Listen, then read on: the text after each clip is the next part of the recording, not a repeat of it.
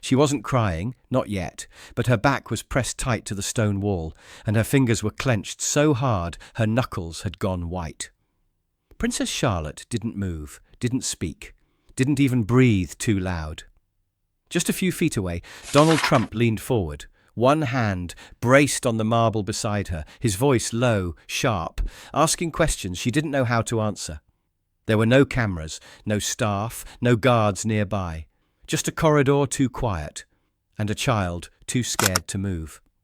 Until a sound broke the silence, a single boot on polished stone, hard, deliberate, final. And then? The royal guard stepped in. Between her and the man, no protocol check, no hesitation, just one sentence that stopped everything. And what Princess Charlotte whispered next froze the entire palace. Before we show you the moment that changed everything, drop a comment telling us where in the world you're watching from, tap that like button, and hit subscribe with the bell on. Because this royal guard didn't just protect a child, he broke the silence when no one else would. The reception had ended over an hour ago. Inside Buckingham Palace's East residential wing, the ceremonial noise of the evening had thinned to silence, thick, almost sacred, the kind of hush that blanketed only the deepest hallways of the royal estate after a state visit. Aides had returned to their offices. Security teams had cycled back to checkpoints. Lights dimmed. Footsteps became whispers against the old marble. Sergeant Rowan Hale walked with practiced ease, the kind that came from years in the household division without a single disciplinary mark. 42, built like a rugby lock softened by maturity, Hale had seen conflict zones and gala dinners, silence and ceremony. But inside the palace, he preferred not to be seen at all. This wing was his current rotation, internal residential corridors where members of the royal family could move privately, undisturbed. It wasn't glamorous, but it required perfection, especially when minor royals, like Princess Charlotte, were present and moving unsupervised between wings during transitions. He passed two staff members from the office of the Marshal just beyond the King's antechamber. One of them murmuring something about misplaced sketchbooks and a quick trip Charlotte had made toward the secondary study hall. Nothing flagged as urgent. The child often liked her solitude, and there were no guests left in that direction. Or so it was assumed. Hale continued, boots silent over the checkered floor. His black formal service uniform was tailored without stiffness. Silver cords over his shoulder marked his status. His gloved hands rested neatly behind his back. He did not hum, did not speak, only observed. The palace felt different at this hour. Without the orchestras and gowns, without the sweeping entrances or flash bulbs, Buckingham became a vessel of memory, one where old echoes outlived the people who made them. And Hale, unlike the ceremonial guards outside, was allowed to listen to them. He passed a tall, mullioned window. The evening sky outside had dipped into indigo. Lamplight from the gardens cast faint shapes through the curtains, ghosts of rose bushes and iron fencing flickering over polished floors. Ahead, the east wing narrowed. Beyond that bend was the corridor to the archival anteroom, a quiet cut-through few people used, mostly reserved for internal staff or security. Hale had walked it hundreds of times. The acoustics were always the same. Still, straight, uneventful. Until now, because somewhere ahead, just barely audible beneath the sound of his own step, he heard something different. A scuff, too light for a shoe, too sharp to be an accident. Hale stopped, listening. The breath in his lungs stilled. Another sound followed, a quick inhale. Tight, high-pitched, trembling. A child trying not to make noise. His pulse didn't quicken. His posture didn't change. But Sergeant Rowan Hale adjusted his heel with the faintest pivot and began walking again, faster this time. Something had shifted. Something ahead wasn't right. An instinct, the kind no ceremony could teach, was already whispering, "That child is not alone." The corridor ahead narrowed into an old stone pass-through, unrenovated, windowless, and trimmed in aged mahogany panelling. The kind of stretch that soaked up sound instead of carrying it. Hale had always noted how footsteps disappeared here, how voices died against the arched ceiling. But not tonight. The soft tremble he'd heard a moment earlier wasn't his imagination. It returned. Not footsteps, not speech, but breath. Shallow, quick, swallowed. It came in stops, each one tighter than the last. The kind of breath that came just before a cry, not released yet, but close. A sound made by someone who didn't want to be heard, but had nowhere else to put the fear. Hale's body responded without thought. His gait tightened, his shoulders squared. He adjusted his angle to eliminate any reflection from the corridor's brass fixtures. He let one gloved hand shift to hover near his radio, not activating it yet, just knowing where it was. Then he heard it again. A voice. Male. Low. Too old to belong to staff. Too confident to be lost. Just stop for a second. It wasn't a shout, but it wasn't gentle either. There was force tucked beneath the softness, the kind that pressed instead of persuaded. It had the rhythm of command, insistent, slow, used to being obeyed. Hale stepped to the wall, approaching the final stretch silently. He didn't draw attention, didn't call out. He had no visual yet, but the pieces were already forming. A frightened breath, a child's height, a male voice speaking down, and the unmistakable undertone of pressure. As he approached the corner, a sliver of the corridor's final bend came into view, dim light spilling from an antique sconce. There was movement, a shadow, too tall, leaning forward, a hand braced against the marble, blocking someone smaller in. The guard's shoulders locked, not a threat, not yet. But the weight of wrongness in that frame, the way the taller figure loomed, the way the smaller one flinched back, told him everything. One more step, and Hale's line of sight cleared. His jaw clenched. It was Princess Charlotte, and the man inches from her? Donald Trump. Princess Charlotte stood pressed against the cold stone wall, her small figure almost swallowed by the corridor's dimness. She wasn't crying, not quite, but her eyes shimmered, wide and unblinking, as if any movement might make the moment worse. Her fingers clenched tightly around the hem of her coat. Her shoulders were rigid. Everything about her posture screamed restraint. Donald Trump was just feet away from her. He stood with one arm braced above her shoulder, his palm flat against the marble wall, blocking her from moving left or right. His head was tilted slightly downward, voice low but forceful, words just soft enough to avoid echo, just firm enough to make clear he expected an answer. "I asked you a question," he said. "Why were you walking alone?" Charlotte didn't reply. Her mouth parted slightly, but no words came. "I saw you during the reception," Trump continued, angling his stance slightly to close more distance. "You looked nervous even then. What exactly do you think you saw?" It was the way he leaned in, casual but with weight. His frame was imposing next to her. And although his tone lacked outright aggression, the imbalance was unmistakable. He wasn't shouting. He wasn't touching her. But he was in her space, and the fear in Charlotte's face made one thing clear. She didn't know how to get out of it. Sergeant Rowan Hale didn't hesitate. His boots hit the marble with a sharp report as he strode forward, not running, not shouting, but with the undeniable authority of someone reclaiming a space. His silhouette filled the hallway like a drawn line. Every muscle in his frame was poised, exact, commanding. Trump turned, surprised by the sudden presence. Hale spoke before any excuse could be offered. "Your Royal Highness," he said clearly, his voice carrying in the hush, "please step toward me." Charlotte didn't question. She moved at once, darting the short distance between them and placing herself behind Hale's left side, her small hand finding the edge of his tunic. She didn't hide completely, but she stood half-shielded, eyes low, breathing uneven.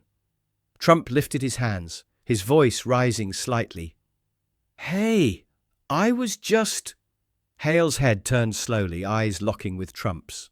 "Sir," he said, tone neutral but unshakable, "I need you to step back. Now." Trump's jaw shifted, unsure whether to argue or play confused. She was wandering alone. I stopped to help. You were cornering a royal minor in a private corridor, Hale said, his voice still flat. That is not help. Trump scoffed, looking past him at Charlotte. She looked scared. I wanted to know why. You're looking at the reason, Hale replied, not moving an inch. Behind him, Charlotte said nothing, but her grip on his tunic tightened, and her breath, it was finally starting to settle. Sergeant Hale adjusted his stance by a single inch, his heel anchoring on the polished stone, shoulder slightly angled to shield Charlotte more fully behind him. It wasn't aggressive, it wasn't loud, but in that silent corridor, the movement landed like thunder. Trump blinked, visibly thrown off by the guard's lack of deference. For a moment his eyes darted to Hale's uniform, as if confirming who he was speaking to. The braid on the shoulder, the gleaming silver insignia, the flawless posture. This wasn't just a guard stationed for appearance, this was internal protection, active authority. I don't appreciate the tone, Trump muttered. I'm the former president of the United States. Hale didn't flinch. And she is the daughter of the future king. Charlotte said nothing, but her small frame eased slightly. She was still trembling, still wide-eyed, but no longer frozen. She stood just behind Hale's side, her gloved fingers now resting near the small of his back, seeking stability in a space she hadn't known she needed protecting from. Trump opened his mouth again, but Hale raised a single hand, not toward him, not as a threat, but to Charlotte, open-palmed and low. She understood immediately. Without a word, she stepped forward and placed her hand in his. It was tiny against the size of his glove, but the gesture said everything. She trusted him. Hale didn't look at Trump. He knelt slightly, just enough to meet Charlotte's eye, and said softly, "Let's walk together." She nodded and moved to his side, half stepping behind his leg as they began down the corridor.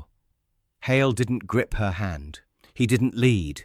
He simply walked alongside her, a silent wall between her and the man she was escaping.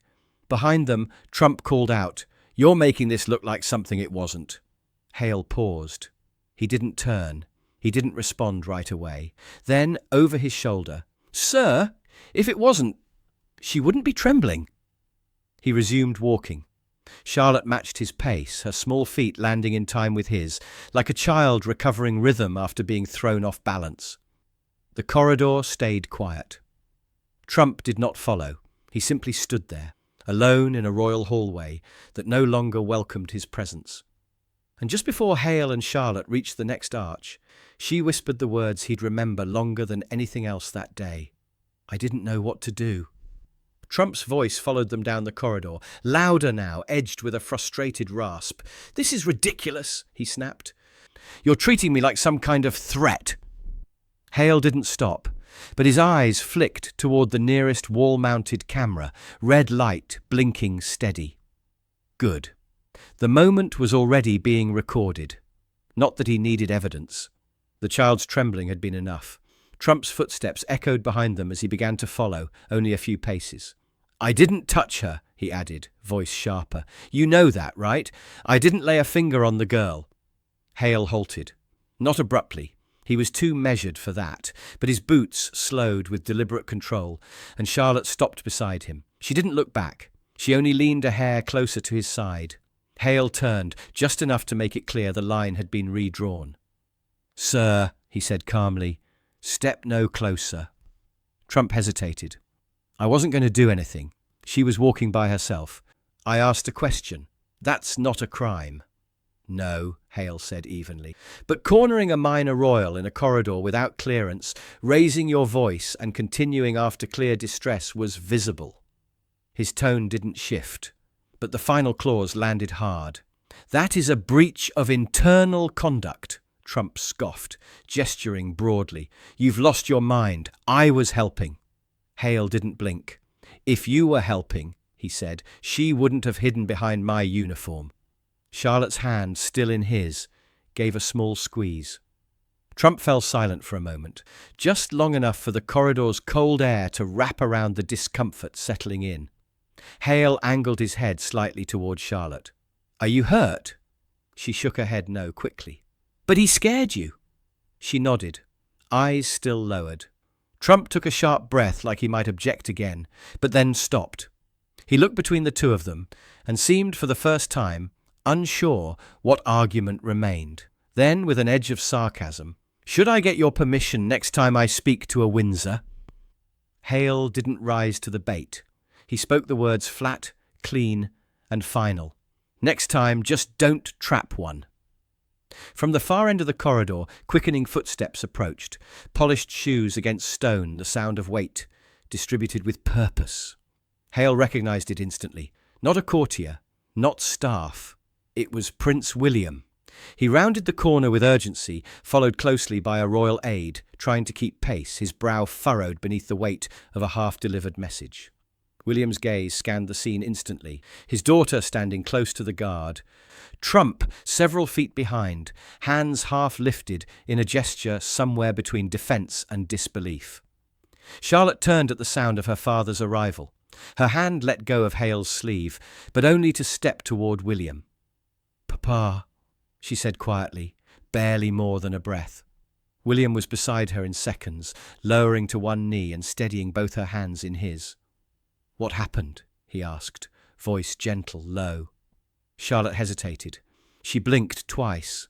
Then slowly, "I didn't know where to go. He wouldn't let me past."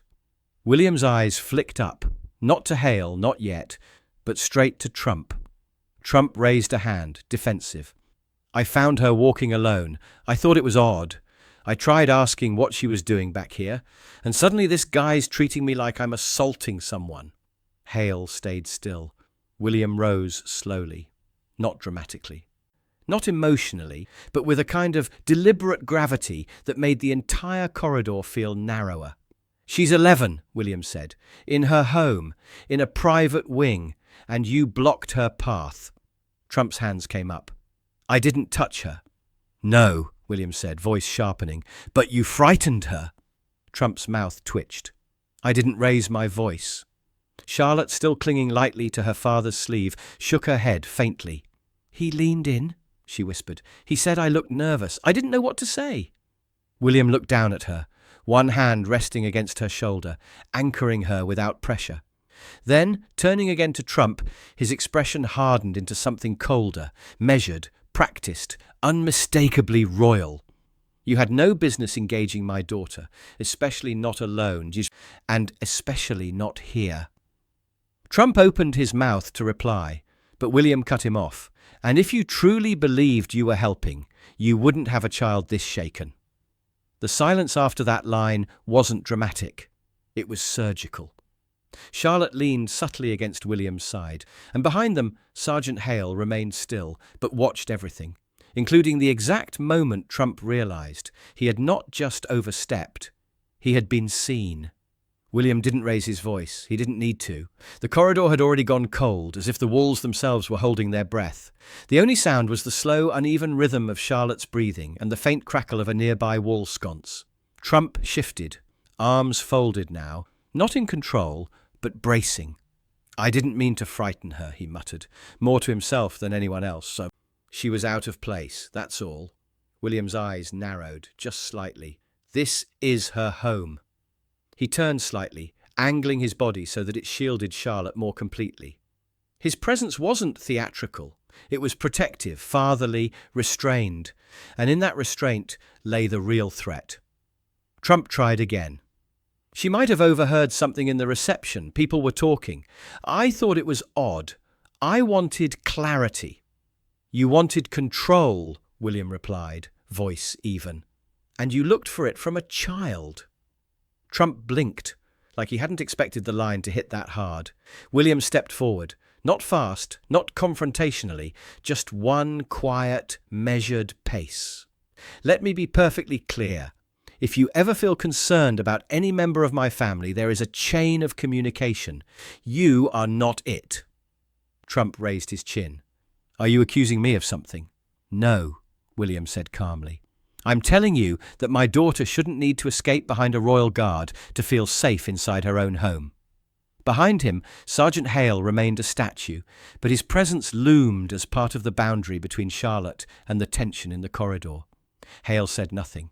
but the echo of his earlier words still hung in the air. She is allowed her fear. Trump's shoulders tightened, but he was running out of ground. Then, from beside William, Charlotte's voice broke through again, quiet, cracked, but steady enough to sting. I just didn't know what to do. She wasn't looking at Trump. She was speaking to her father. William turned to her gently. You don't need to know, he said. Not yet. That's our job. Charlotte nodded, eyes glistening, but no longer filled with panic. Trump exhaled hard through his nose. I was just trying to help, he muttered one final time. William gave the smallest shake of his head. Then, next time, he said, ask yourself why help felt so much like pressure. A low buzz crackled once in Sergeant Hale's earpiece, barely audible, but clear. Reinforcements had been notified. 2 internal palace security officers turned the far corridor within seconds, plain clothes, discreet but unmistakably official. They didn't speak as they approached. Their eyes moved first to Hale, confirming that this was not a false flag or overreaction. Hale gave a single nod. The lead officer stepped beside Trump, careful not to crowd him. Sir, he said calmly, you've been requested to wait in the south antechamber. Trump's eyes flashed. Requested? By who? By His Royal Highness, the officer replied, nodding toward William. Trump didn't move. William did not repeat the order.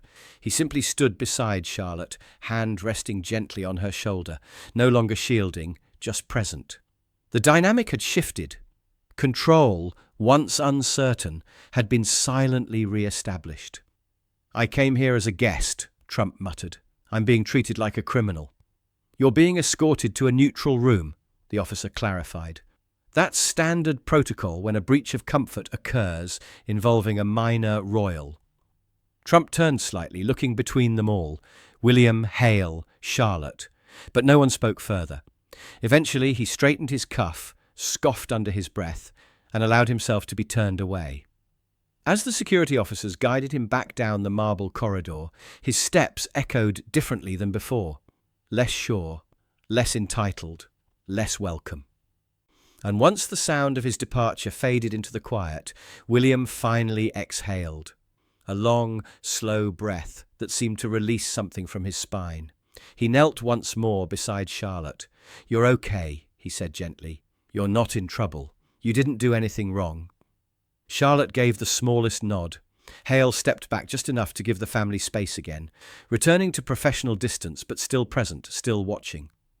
The corridor had not returned to silence, but it had returned to safety, and now the royal family could decide what came next, without pressure, without trespass, without fear.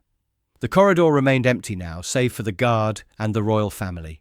No staff hovered, no advisors circled, just William, Charlotte and Hale, still holding position near the edge of the archway like a silent pillar. He'd stepped back, yes, but not out.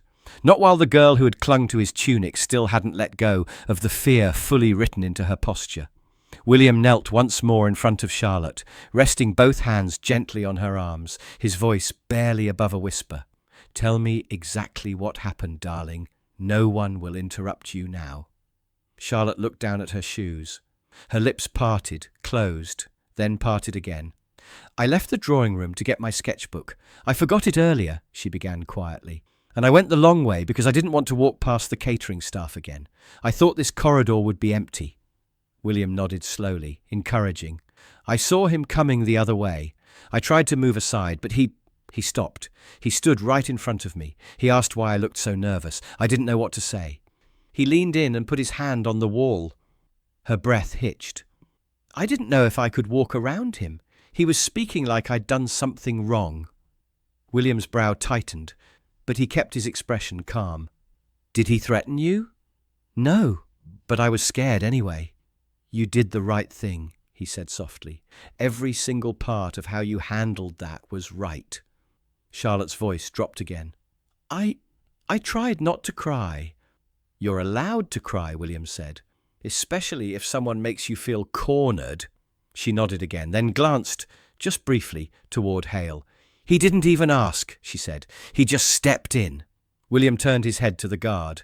Hale stood still as ever, but there was a softness behind his eyes now, not emotion, not pride, just attentiveness, presence. "Thank you, Sergeant," William said. Hale inclined his head. "I was nearby, sir. It was my responsibility." "It was more than responsibility," William said. "You didn't wait to check protocol. You read the room faster than any of us could have. That matters." Hale offered nothing else. He didn't need to. He had done what needed to be done. Charlotte stepped forward, just a small half step, and said softly, "I'm glad it was you." It wasn't a performance. It was a whisper of truth from a girl who finally felt like someone had stood where she couldn't. William rose slowly, his hand still resting lightly on Charlotte's shoulder as she stepped back beside her mother, who had just arrived at the far end of the hall. Catherine approached without words, her expression drawn tight with concern, as she took in her daughter's eyes, then had turned to William in quiet questioning. He gave a small nod, subtle, grave, so. "I'll explain in a moment," he murmured. Then he turned toward Hale. The guard stood at respectful distance again, spine straight, boots aligned, hands folded behind his back. But something in his posture had changed. It was no longer just ceremonial. It carried something heavier, something earned. William stepped forward until they stood just a pace apart. "You didn't hesitate," he said. Hale didn't reply. He waited, calm and still. "That's not always rewarded," William added. "But it should be." "I acted within my judgment," Hale said quietly. Her posture made it clear she felt unsafe. That overrides formal delay. William studied him. "I agree." There was no warmth in the prince's voice, no flourish, but there was weight. The kind of weight that didn't just acknowledge what had been done, but why it had mattered. "We will not be filing anything official," William said, "and we don't want attention drawn to what happened here, but know this, what you did today." He glanced back briefly toward Charlotte, now held gently by Catherine. "It will be remembered." Hale nodded once, deep and precise. "Understood, sir." William extended a hand, not for formality, for recognition. Hale hesitated only half a second, then shook it. Firm, brief, without breaking eye contact. It wasn't a thank you. It was something higher. Recognition of instinct, meeting duty, and choosing to protect before permission was granted. The quiet returned, but it wasn't the same quiet as before. This time it felt earned. Charlotte stood beside her mother now, her hand curled gently in Catherine's. Her face was calmer, though her eyes were still red-rimmed from the fear she hadn't known how to name. She wasn't hiding anymore. She was breathing again, steadily, fully. William gave her a soft look, then nodded once to Hale, before turning with his family toward the royal apartment corridor. Their steps were slow, unhurried, no need to rush anymore. But just before they reached the threshold, Charlotte stopped. She turned. Sergeant Hale stood where he had been the entire time, unmoving, respectful, composed. He didn't expect anything from her. He had already returned to silence. But Charlotte looked at him, not as a guard, not as a stranger, but as someone who had seen her. She didn't wave, she didn't speak loudly. She just said, almost beneath her breath, "Thank you." Hale bowed his head, just slightly, just enough for her to see that he'd heard. Charlotte's mouth quirked, barely a smile, more like relief. And then she turned and walked with her parents around the corner, back into the heart of the palace. The corridor behind them held still. No courtier filled it. No advisors claimed it. Just the echo of small footsteps fading. And one royal guard, still in position, still watching, still there, for the child who now knew what protection truly looked like. Should a royal guard break protocol to protect a child, even from someone powerful? And if you were in Sergeant Hale's place, would you have stepped forward too? Tell us what you would have done in that corridor.